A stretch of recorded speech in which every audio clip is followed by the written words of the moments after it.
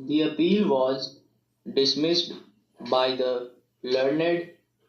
Additional Sessions Judge, Southeast Saket Courts, New Delhi,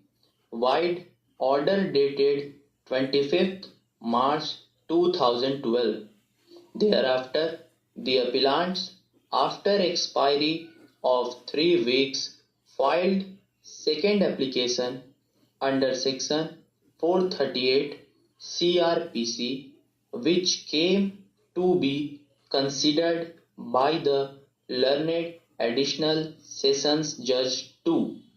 Southeast New Delhi, who allowed the same by the impugned order dated 10th March 2012. The aforesaid order was assailed before the High Court on two grounds. First, the accused persons had misrepresented the facts and that there was no change in the circumstances, and second, the application for grant of anticipatory bail could not have been entertained by the learned Additional Sessions Judge 4. For the first time, application was rejected by the learned Additional Sessions Judge 6, Southeast Saket. The High Court referred to certain decisions with regard to the parameters for grant of anticipatory bail, absence of change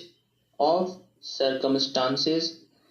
conduct of the accused persons in the manner in which they had executed the agreement for sale, the need for custodial interrogation, and the impropriety in view of the fact that another court had entertained the application for consideration despite the fact that the first application was earlier rejected by another court,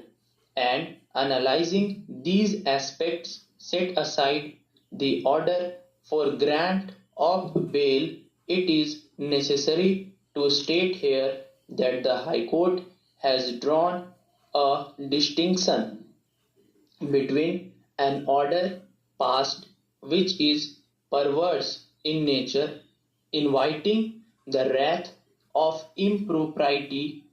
and a cancelling order of bail due to supervising circumstances after the grant of bail. We have heard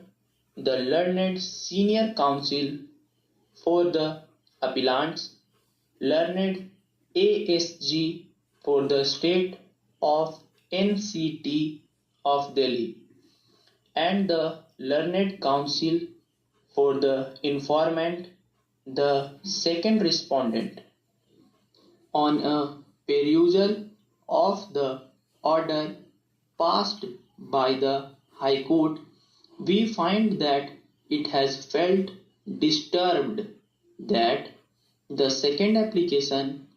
under Section 438 CRPC was allowed by another Additional Sessions Judge who had not dealt with the first application. It has opened that the second judge could not have entertained the bail application, especially when the earlier judge was available. To elaborate, the Additional Sessions Judge who has dealt with the matter on the first occasion had neither been transferred from the said court nor had he become incapacitated to come to court.